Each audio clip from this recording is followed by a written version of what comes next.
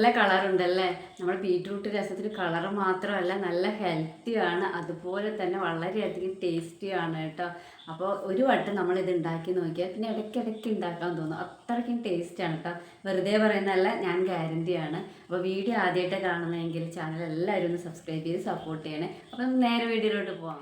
ഒരു കുക്കറിലോട്ട് ഒരു ബീറ്റ്റൂട്ട് ചേർത്ത് 2 കഷ്ണമാക്കിയിട്ട് ഇട്ട് കൊടുക്കുന്നുണ്ട്. വലുതാണ് നിങ്ങളുടെ കയ്യിലുള്ളതെങ്കിൽ പകുതി ഇട്ട് കൊടുത്താൽ മതി കേട്ടോ.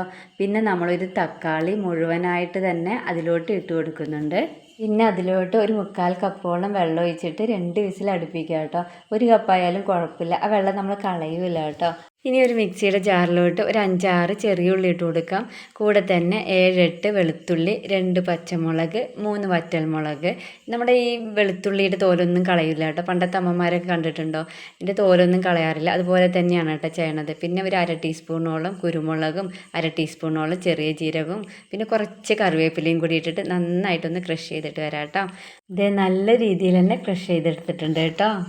ഇനി നമുക്ക് കുക്കർ തുറന്ന് നോക്കാം കേട്ടോ. കുക്കർ തുറന്ന് നോക്കിയപ്പോൾ നമ്മുടെ ബീറ്റ്റൂട്ടും തക്കാളിയൊക്കെ നല്ല രീതിയിൽ വെന്ത് വന്നിട്ടുണ്ട്. നമ്മുടെ തക്കാളിയുടെ തോലൊക്കെ അങ്ങോട്ട് അടർന്ന് നിൽക്കുവാണ് കേട്ടോ. അപ്പോൾ ഞാൻ തോലൊക്കെ കളഞ്ഞോട്ടെ, എന്നിട്ട് അത് മിക്സിയുടെ ജാറിലിട്ടിട്ട് നല്ല രീതിയിലൊന്ന് അരച്ചിട്ട് വരണം. നമ്മൾ അപ്പോഴേ ക്രഷ് ചെയ്തില്ല, ആ ജാറിൽ തന്നെ ഇട്ടിട്ട് നന്നായിട്ടൊന്ന് പേസ്റ്റ് പോലെ ആക്കണേ. ഇതേ പേസ്റ്റായിട്ട് അരച്ചിട്ട് വന്നിട്ടുണ്ട് കേട്ടോ. നല്ല കളറുണ്ട് അല്ലേ. കളറുണ്ടെങ്കിലും ബീറ്റ്റൂട്ടിൻ്റേതായ ഒരു ടേസ്റ്റും ഈ രസത്തിനുണ്ടാവാറില്ല കേട്ടോ. ഇനി നമുക്കൊരു കടായി അടുപ്പത്ത് വെച്ചിട്ട് 1 ടീസ്പൂണോളം വെളിച്ചെണ്ണ ഒഴിച്ച് കൊടുക്കുന്നുണ്ട് കേട്ടോ. വെളിച്ചെണ്ണ നന്നായി ചൂടായി വന്ന ശേഷം ഒരു 1/2 ടീസ്പൂണോളം കടുകിട്ട് പൊട്ടിക്കുന്നുണ്ട്. പിന്നെ കറിവേപ്പില ഇട്ട് കൊടുക്കാൻ 2-3 വറ്റൽമുളക് ഇട്ട് കൊടുക്കുന്നുണ്ട് കേട്ടോ. അതിന് ശേഷം നമ്മൾ അരച്ച് വെച്ച തക്കാളിയും ബീറ്റ്റൂട്ടും കൂടി ഇട്ട് കൊടുക്കുന്നുണ്ട്.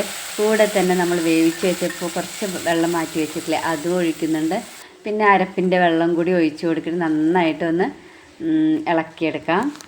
ഇനി നമുക്ക് ക്രഷ് ചെയ്ത് വെച്ചത് ഇട്ട് കൊടുക്കാം കേട്ടോ. ഇന്ന സ്റ്റേജിൽ ഇടാൻ പാടുള്ളൂ, അങ്ങനെയൊന്നും ഇല്ല കേട്ടോ. എപ്പോൾ ഇട്ടാലും നല്ല ടേസ്റ്റാണ് കേട്ടോ ഇതിന്. അത് കഴിഞ്ഞിട്ട് പിന്നെ ഒരു ചെറുനാരങ്ങ വലുപ്പത്തിലുള്ള പുളി ഞാൻ പിഴിഞ്ഞ് വെച്ചിട്ടുണ്ടായിരുന്നു, അതും കൂടി ഒഴിച്ച് കൊടുക്കുന്നുണ്ട്.